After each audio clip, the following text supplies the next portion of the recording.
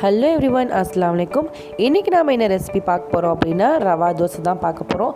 வீட்லேயே மொறுன்னு கிறிஸ்பியான ரவா தோசை எப்படி செய்யலான்னு பார்க்கலாம். வாங்க ரெசிபிக்குள்ளே போகலாம். ஃபஸ்ட்டு 1 கப் ரவை, 3/4 கப்பு அரிசி மாவு, 1 கப்பு மைதா மாவு,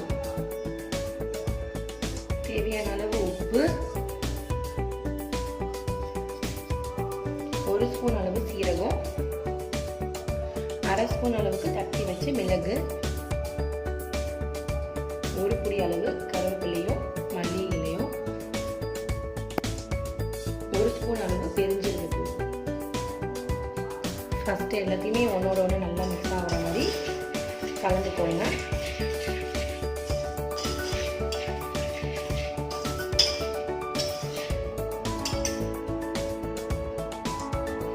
கொஞ்சம் கொஞ்சமாக தண்ணி விட்டு தோசை மாவு பதத்துக்கு கலக்கிடுங்க.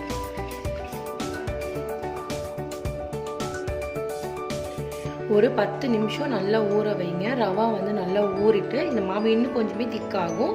திரும்பவும் நமக்கு தண்ணி கலந்துக்கிட்டு தோசை மாவு பதத்துக்கு இதை கொண்டு வந்துடலாம். ஒரு 10 நிமிஷம் இதை நம்ம க்ளோஸ் பண்ணி வைக்கலாம். இப்போது நம்ம மாவு எப்படி இருக்குன்னு பாருங்கள். ஒரு 15 மினிட்ஸ் ஆயிடுச்சு.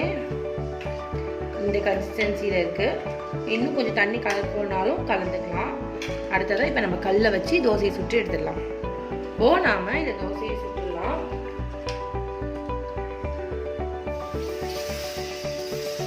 இரும்பு கல்லை வச்சுக்கிட்டிங்கன்னா ரொம்ப டேஸ்டாக இருக்கும்.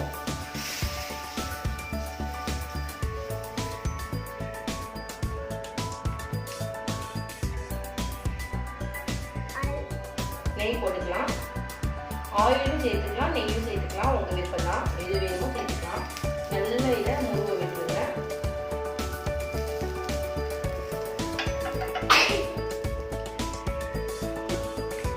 இதை திருப்பி போட்டுடலாம்.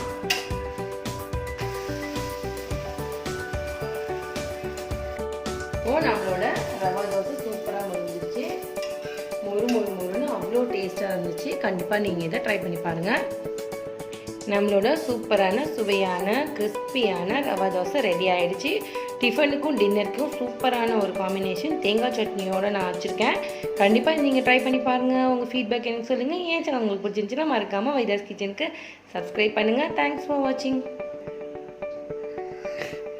மறக்காமல் வைதாஸ் கிச்சனுக்கு சப்ஸ்கிரைப் பண்ணுங்கள்.